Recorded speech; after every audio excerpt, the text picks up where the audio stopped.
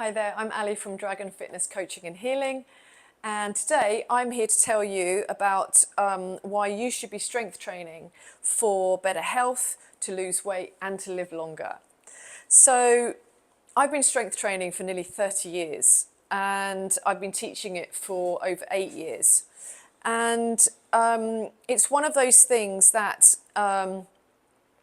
our muscle mass, our strength and our power depletes every single year over the age of 30, I believe, but certainly it gets even worse over the age of 40. So do you strength train regularly? So here are my 10 reasons why you should be strength training. So did you know that your grip strength is predictive of your cardiovascular health? Did you know that 50% of people that fracture their hips die shortly afterwards? And there is a 3 to 8% loss of muscle mass per decade after the age of 30.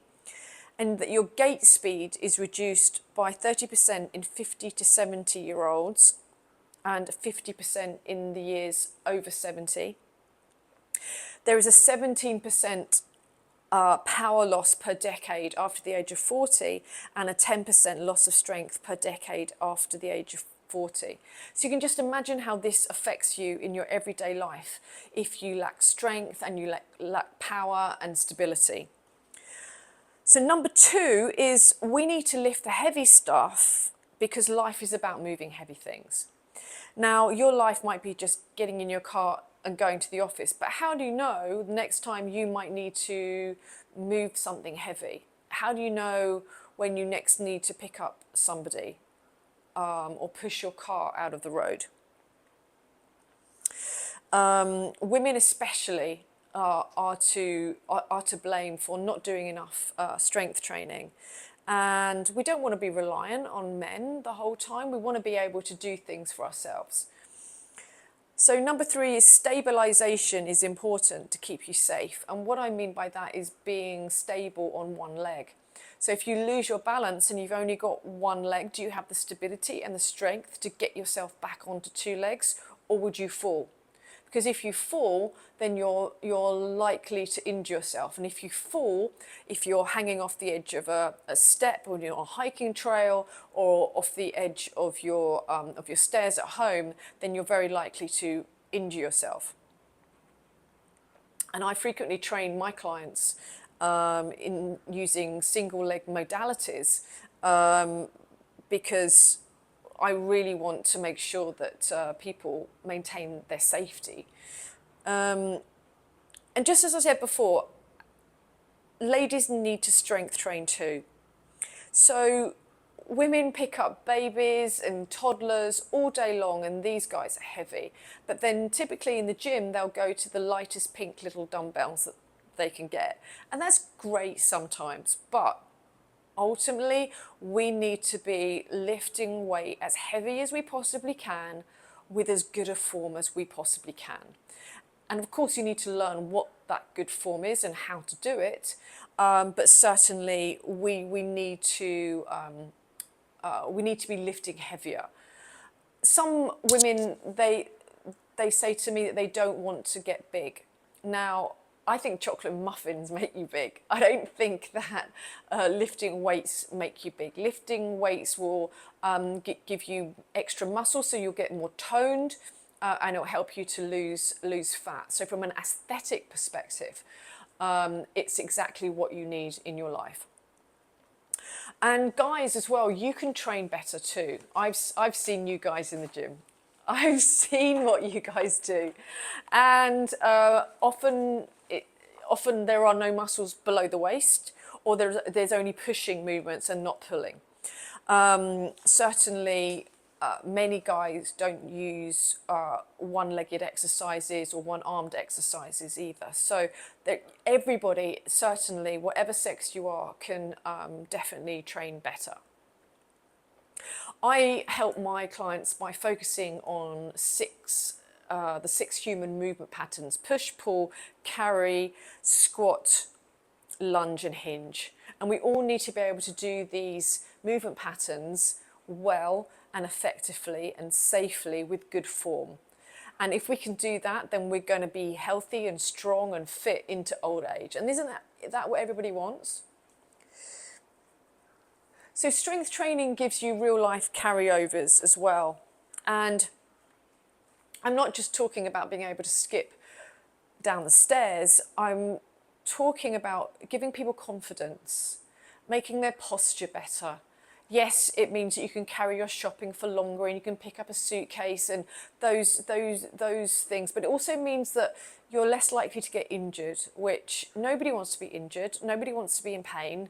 So if you don't want to be in pain and you want to be a healthy, fit person in your older years, then certainly start training now, whatever your age. If you're 20, start training now. If you're 30, start training now. If you're 60, just start training now. You can always get stronger. So the other thing is to stop making excuses. Just stop making excuses why you're not doing these things. If there's any one type of exercise that I always suggest that people do, it's always to strength train. It's great to go out for a run or to walk or to do yoga or to go hiking, but always, always, always put some strength training in your schedule, because seriously, your life might depend upon it. Number 9 is that your midlife health directly corresponds with your older life health. Now, a lot of my clients come to me in midlife because this is when the wheels start falling off, to be honest. It's when women start hitting perimenopause and menopause, their hormones are all over the place, a life spent being stressed starts taking its toll on the body, and people that have been able to keep their weight off all of their lives are suddenly not able to stay slim anymore, and they're like, well, what's going on? But certainly whatever health you're in now, if you're in pretty good health, you're probably going to be in pretty good health as an older person.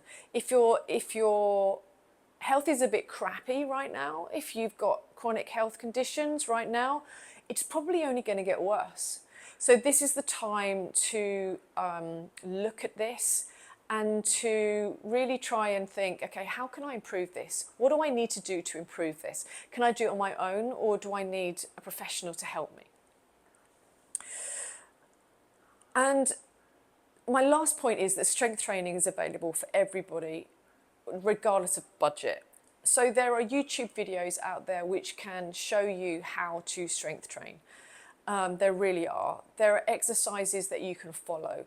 Now, I would say the caveat here is that if you know that you've got injuries or things that hurt in your body, or you've not been very active in your life, then certainly it will help to have professional advice for at least a number of sessions until you feel confident that you can carry on your own.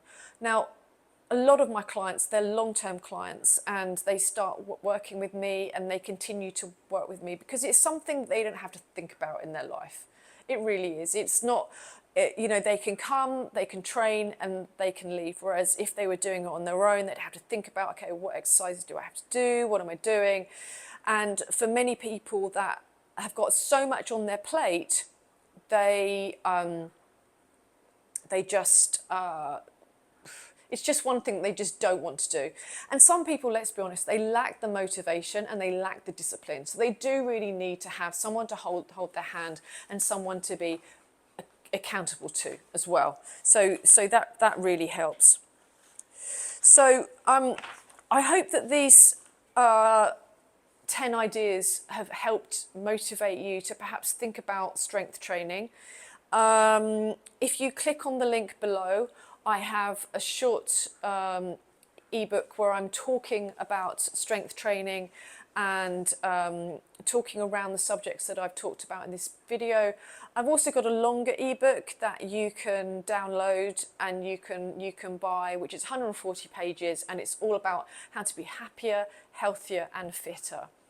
So I hope this has all helped you. Until next time, and have a great day.